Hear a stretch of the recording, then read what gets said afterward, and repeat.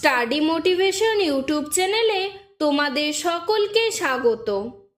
আজকের আলোচনার বিষয় হলো বাংলা রচনা গ্রাম্য মেলা বা তোমার দেখা একটি মেলা।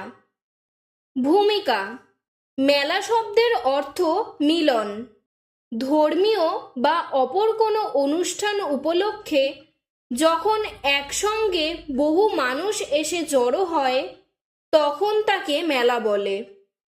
অনেক মানুষের সমাগম হওয়ায় মেলা প্রাঙ্গণে বসে নানা দোকান, চলে বেচাকেনা।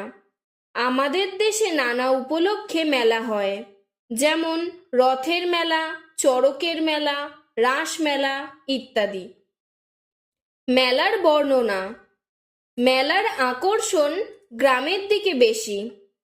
ছেলে মেয়েদের মেলার প্রধান আকর্ষণ হলো নানা রকম শৌখিন জিনিস, নাগরদোলা, ম্যাজিক, সার্কাস, ভিডিও শো ইত্যাদি।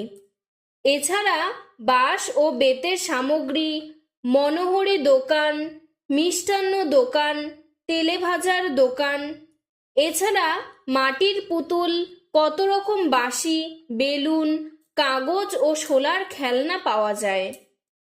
মেলার আয়োজন করা হয় নানা রকম আমোদ প্রমোদের। কোথাও হয় বাউল গান, কোথাও যাত্রা গান। গ্রাম্য জীবনের একঘেয়ামির মধ্যে মেলা নিয়ে আসে বৈচিত্র্যের স্বাদ। তাছাড়া কামার, কুমোর ও পটুয়ারা তাদের শিল্পকর্মের মাধ্যমে কিছু রোজগারের সুযোগ পায়। উপসংহার: মেলা পল্লী জীবনের প্রাণ স্পন্দন। সুখে দুঃখে, হতাশা দুর্দশায় মেলার মরশুম মানুষের মনে নিয়ে আসে আনন্দের জোয়ার।